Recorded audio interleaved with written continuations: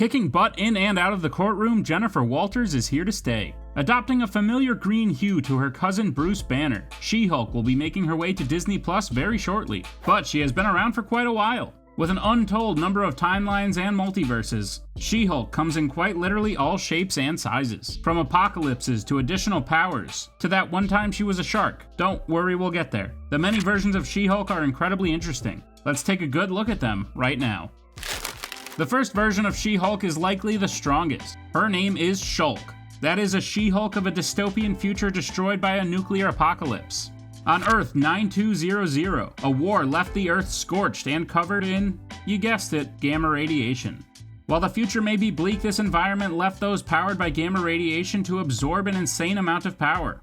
Shulk is one of these beings, whose strength and power far outmatches the She-Hulk of Earth 616.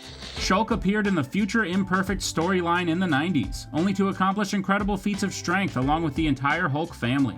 Even drunk with all this gamma radiation power, she was not even the strongest being of this universe, as the Future Imperfect storyline would debut the Misstro, one of the most powerful and evil versions of the Hulk, who would bring Shulk's life to an end.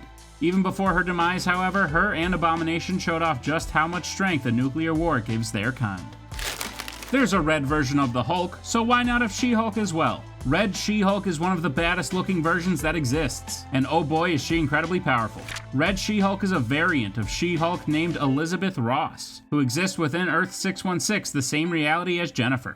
Now that name may sound familiar to you, as it's Betty Ross, the most known love interest of Bruce Banner, and daughter of the original Red Hulk, Thaddeus Thunderbolt Ross. Betty's father was in charge of a Gamma project at a desert base, which clearly he probably shouldn't have been in charge of. Classic comic story, but the short version is things go wrong and Betty gets loaded with gamma radiation. She became a flying green version of She-Hulk, who eventually died but was later resurrected as the Red She-Hulk with an insane amount of power. Not only does she have the strength and healing of She-Hulk, but she can also fly, produce concussive blasts, and produce razor-sharp talons that can cut through even the skin of the Hulk and She-Hulk. Overall, this is one of the most powerful versions of any hero you may ever see, and while her existence was short-lived, she made quite an impact on the world around her. The World War She-Hulk storyline introduced us to one of the most powerful versions of She-Hulk we would ever see, and by far one of the coolest. One of my favorite things comics do is when they give certain characters the storylines of other characters. This was definitely the case when Jen Walters became the Winter Hulk. The Winter Guard captured her and gave her incredible power to be their weapon. She was brought to the Red Room, the same place responsible for the creation of Black Widows, and became the Winter Hulk. She is nearly unstoppable, and has even taken out multiple Atlantean soldiers while underwater. The coolest part about the Winter Hulk, on top of the normal powers that most versions of She-Hulk have, like super strength and durability, she can also breathe green gamma radiation flames. So if it's not enough to see a giant red muscle woman coming at you, just imagine how you'll feel when she starts breathing fire. During a very meta issue of the sensational She-Hulk, many different versions of the gorgeous green giant were depicted. They were only brought up as concepts, and were never actually realized. But as Doctor Strange in the Multiverse of Madness showed us, if they can be thought up, they probably exist out there somewhere. One of these versions imagined She-Hulk as the mighty Thor, goddess of thunder. This showed to be an incredibly powerful combination, as it showed She-Hulk capable of wielding Mjolnir and getting all the powers that come with it, including flight, the ability to manipulate thunder, and the near immortality that comes with being an Asgardian. When you couple this with the already incredible strength that is likely multiplied by the powers of Thor that She-Hulk possessed, not only does this become one of the most powerful versions of Jennifer Walters, but likely of Thor as well. There exists a zombie version of just about every Marvel character out there. She-Hulk is no exception, and her zombie counterpart retains all of her incredible strength and power, with a heightened developed lust for human flesh. When you take away the morality and reason for a hero, you're left with an incredibly powerful mindless killing machine. Not only this, but the She-Hulk version that is a zombie simply cannot be killed. It takes armies of men to even try and stop her, and it ultimately fails when she devours them brain first. Jennifer Walters is good friends with the Fantastic Four, especially the Invisible Woman, Sue Storm. After she became a mindless monster, She-Hulk did something pretty rude. She, ate her daughter Valeria. Just goes to show that some of the most powerful characters when zombified lose that pesky thing called a moral compass, making them all the more dangerous. We've already mentioned one of the most powerful versions of the Hulk, the Misstro. He came from a dystopian future that also contained Shulk, where people powered by gamma radiation grew to uncontrollable power thanks to a nuclear war that had left the world scorched. In one offshoot comic, we saw a version of She-Hulk who became the Maestro, better known as the Misstro. She appeared during a Christmas Carol-like story, revolving around Jennifer Walters as the ghost of She-Hulk's future. The story also included Stan Lee as the original ghost. Therefore, the Misstro is a theoretical future of what Jennifer Walters could become in an apocalyptic state. She carries several weapons and has a metal arm similar to Gladiator Hulk. Given the version of Hulk she seems to be adopting, it's safe to say that this version of She-Hulk, should she ever come into existence, would be one of the most powerful versions ever seen. Luckily, at the end, Ebenezer Scrooge wakes up and likes Christmas. I imagine the same sort of thing happens here. During an exile story on Earth 1029, She-Hulk appeared with a haircut and severe lack of heroic attitude. That's right, we are looking at a version of She-Hulk with essentially the same power set, who acts more as a villain than a hero. In this world, she gained her powers through the Weapon X program, and was specifically chosen because of her poor attitude. On this Earth, she is simply known as the Hulk, and likely causes as much damage as her multiversal cousin when he loses control, only she does it on purpose. Not only does this give her quite an edge, but what the Earth 1029 version has been through definitely speaks to her ability to survive. She was sucked into the negative zone, presumed dead by the people of her world, and while this worst version of a bad Monday may have killed a lesser character, Jen Walters not only survived, but thrived. Well, thrived is a tough word. She-Hulk was kept in stasis by the Timebreakers as a failed member of the Weapon X program. She was eventually freed by her former teammate Deadpool. After learning of her recent fate and the deception she had faced, she offered to, kill Deadpool in exchange for a one-way ticket home. Definitely not very heroic, but probably made Deadpool proud. In the land of Battleworld created by the Beyonders' power, exists a land called Arcadia. This magical realm made She-Hulk its Baroness and therefore its protector. The She-Hulk of this world has all the same powers as the normal She-Hulk, but has officially taken on a leadership role. In order to protect this world, She-Hulk formed an all-female team known as the A-Force. This included an incredible amount of characters such as Captain Marvel, Spectrum, America Chavez, and so many more. This version of She-Hulk is still incredibly powerful, and has been given a very specific purpose in which she should use that power. And with a team of butt-kicking heroes at her back, I certainly want to tangle with the leader of the A-Force.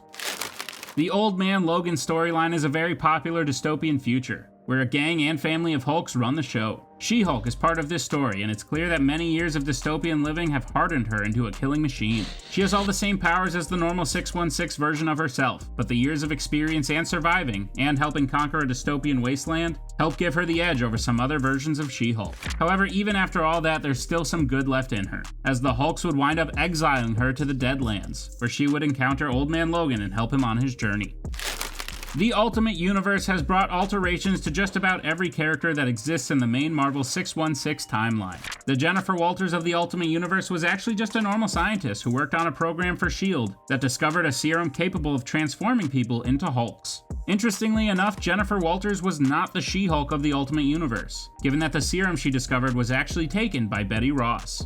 This was done in order to mislead Nick Fury, but would ultimately fail as Betty Ross would be captured and contained in a prison.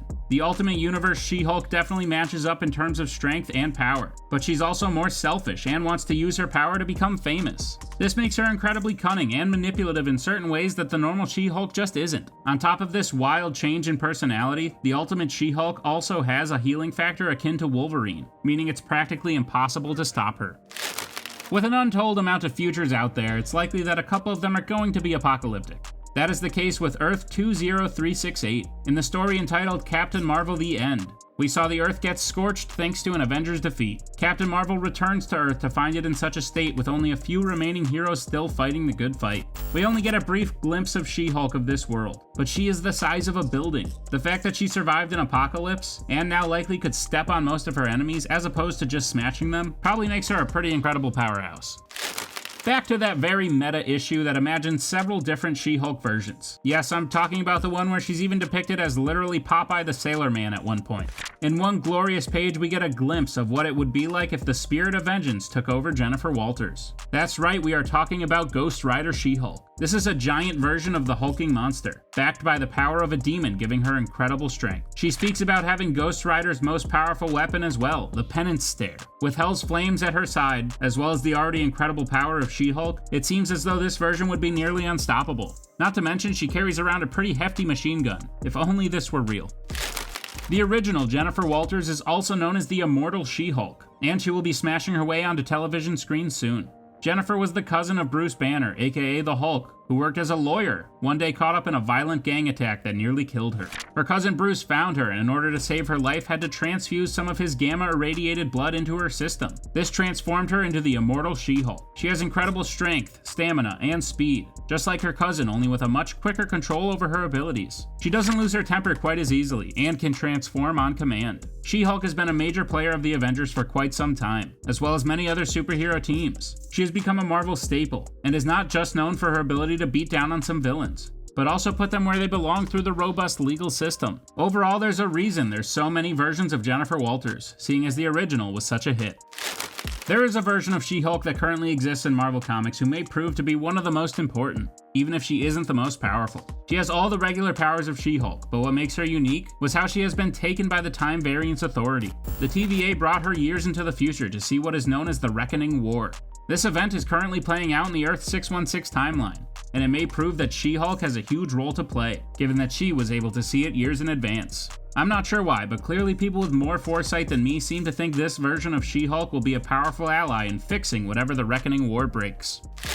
Marvel just loves its alternate realities. One of the more popular occurred in a storyline caused by Morgan Le Fay, when she turned the entire Earth 616 continuity backwards in time to the medieval ages. It created characters like Iron Knight from Iron Man, Yeoman America from Steve Rogers, Longbow from Hawkeye, and in this reality Jennifer Walters became the Jade Giantess. The Jade Giantess served as a member of the Queen's elite guard known as the Queen's Vengeance. This was all a ruse, of course, as everyone in the universe was under the spell of Morgan Le Fay. This version of She-Hulk has all the same powers of the original, only in a much older age. She was able to awaken from the spell and help the Scarlet Witch return things to normal, so points for that.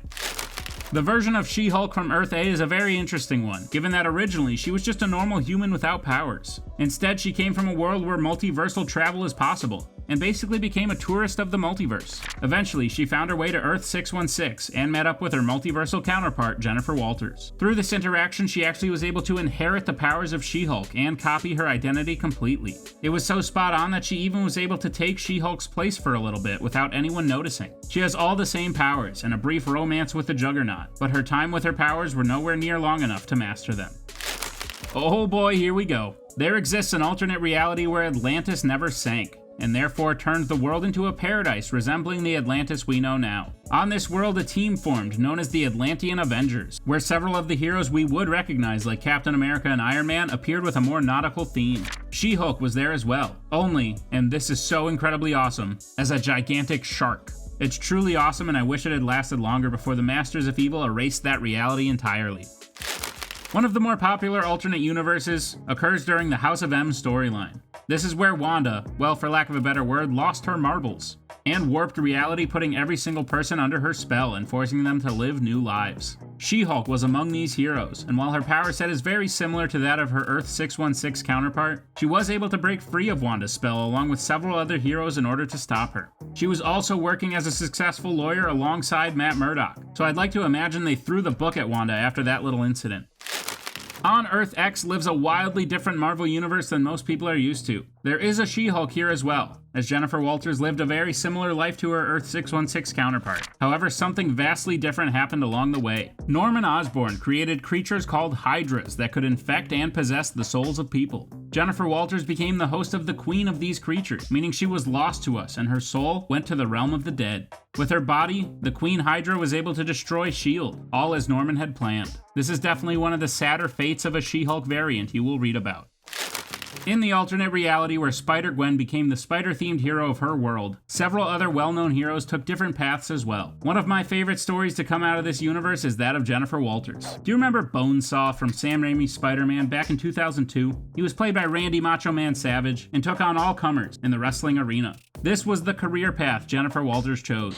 Instead of fighting villains and bad guys, She-Hulk was a famed wrestler who took on the best of the best, all for the entertainment of the people. At one point, she was even set to wrestle with Spider-Gwen herself, but Gwen Stacy ultimately had to bail due to some actual hero work. With that being said, Jennifer Walters wrestled a group of Mary Janes and let them win in order to raise some money for charity.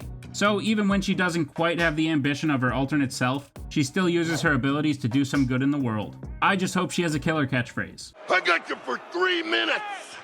3 minutes of Leak time! She's one mean green fighting machine, and any version of her is likely to give any fighter a run for their money. Which version of She-Hulk do you think is the most powerful? And why is it the one where she's a shark?